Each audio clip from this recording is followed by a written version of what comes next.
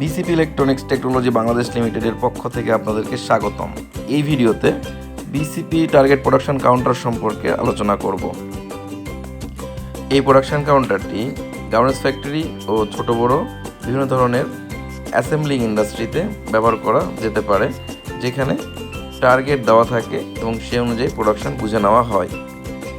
আমরা স্ক্রিনে দেখতে পাচ্ছি একটা display, photo sensor, PNP sensor.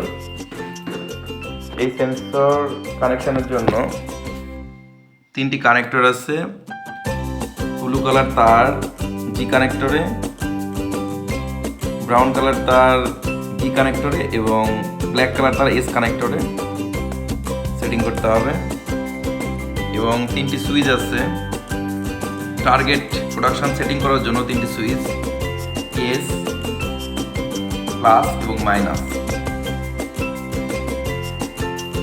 এই প্রোডাকশন কাউন্টারটা কাজ শুরু করার জন্য প্রথমে প্লাস এবং মাইনাস বাটন একসঙ্গে চাপ দিতে হবে।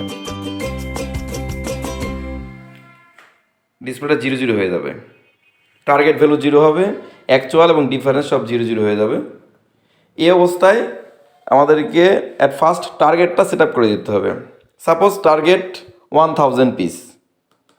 এখানে সেট বাটনে একবার প্রেস করব, ফার্স্ট ডিজিট যেহেতু 0 আছে আবার প্রেস করব, দ্বিতীয় ডিজিট যেহেতু 0 থাকবে, তৃতীয় ডিজিট, চতুর্থ ডিজিটে এখানে আমি 1 করে দিব, কারণ 1000 পিস, 1000 পিস প্লাস দিয়ে 1 করে দিলাম।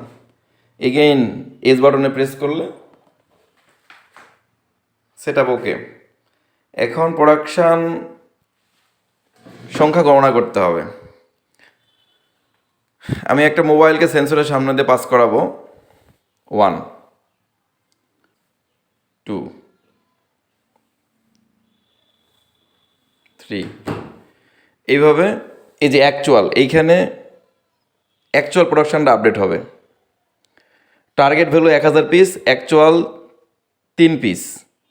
ডিফারেন্স টার্গেট এবং অ্যাকচুয়ালের মধ্যে যেটা ডিফারেন্স সেটা হচ্ছে 997 পিস এবং এখন এফিসিয়েন্সি 0। আমি আরও প্রোডাক্ট পাস করালাম।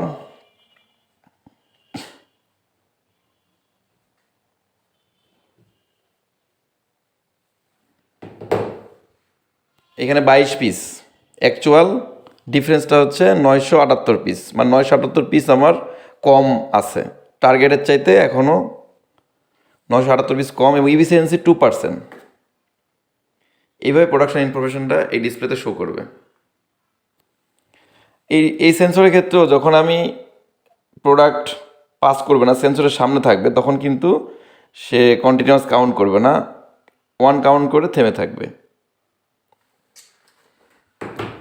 এই ছিল প্রোডাকশন কাউন্টারের অপারেটিং প্রিন্সিপাল।